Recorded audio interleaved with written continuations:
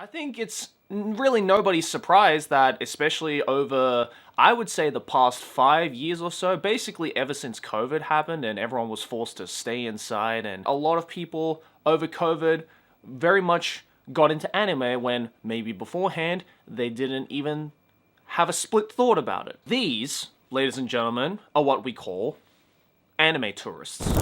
So, if you don't know what's happening, a popular YouTube group channel, the Animemen, published a video where they watched and ranked the first episode of most popular anime from each year. That single video sparked a big backlash from parts of the anime community for several reasons. The host didn't give older shows fair treatment. They often watched quickly, even claiming to watch on 2x speed, skipped context, and judged a series solely on episode 1. That made many classic series that need time to build seem boring or low tier. The video privileged modern anime, which are designed to hook viewers fast, and unfairly downgraded older shows that were produced under different industry and audience expectations. Fans pointed out this produces misleading rankings where you only judge a show by one episode. People were upset to see foundational series such as Astro Boy, Doraemon, Detective Conan, Sailor Moon, Dragon Ball get low tiers based on a single episode watch. Many said the host ignored historical importance, different pacing norms, and the effect of time and nostalgia. Some people accused the creators of making a deliberately provocative video to chase views rather than produce thoughtful criticism. Like manufacturing controversy for clicks, multiple response videos and critical commentaries amplified this claim. The backlash led to many reaction, response videos, and social posts calling out specific errors, misrepresenting dubs versus subs, skipping important context. The Animemen later posted response apologetic content addressing the criticism. The controversy isn't just they liked modern shows, it's about method and tone. Judging decades of anime by only episode 1 under time and commercial pressure while ignoring context looks lazy to longtime fans and feels disrespectful to the cultural weight of some series. The creators probably intended a viral entertaining format, but the community expected more nuance for a project that touches on fandom staples. That mismatch produced the backlash and the follow-up apology and response cycle. The problem is not that they like new anime. That's perfectly fine. The issue is how they talk about older anime. They disrespect works that were made decades ago, completely ignoring their cultural significance. They don't realize that those old shows are literally the stepping stones that made their favorite new anime even possible. So, first of all, what even is an anime tourist?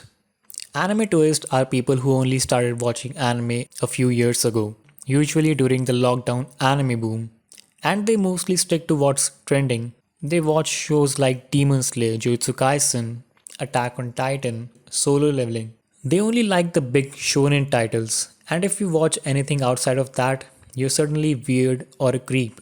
Anime tourist. The people who hopped on the anime train during the lockdown, binged a few shonen hits, and now they think they're cultural gatekeepers.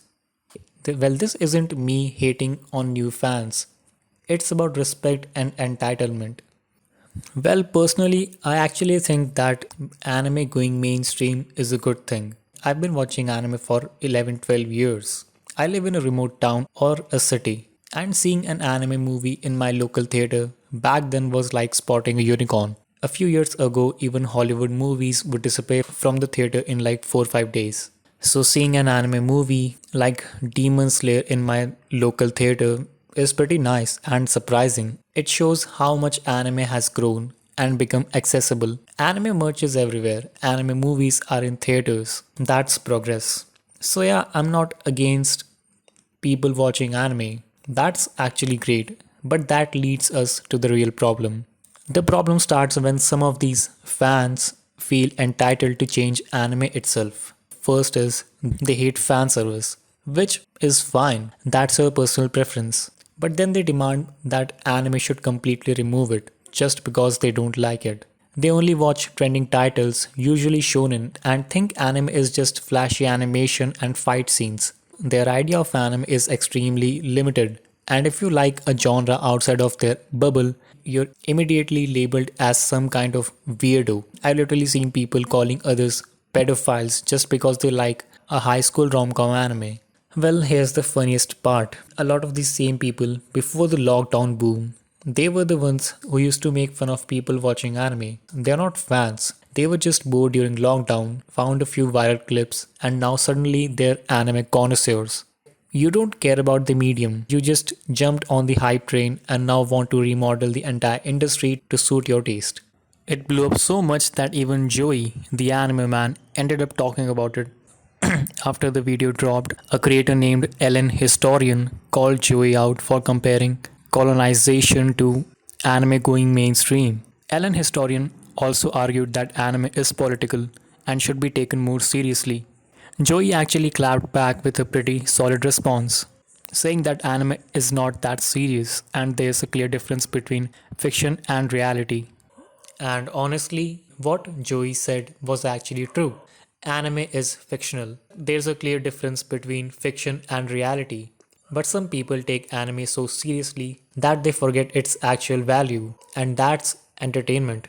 If you think anime is political and should be treated like some serious medium all the time, then honestly, just chill. Go outside, take a walk in the park, clear your head, and think with a level mind. You're making a fuss over fictional shows. And yeah, we love anime. At the end of the day, it's still just animated shows, cartoons. But we don't want to see it become worse and unwatchable. Many of us grew up watching anime for different reasons and fell in love with different shows. But one thing most of us have in common is that anime became an escape from reality. It helped us through school, college, work, all of it. So, no, watching anime was never the problem. The problem is trying to change something just because it doesn't fit your personal taste. Well, that was my rant on anime tourist. So, yeah, that was my video. Thanks for watching.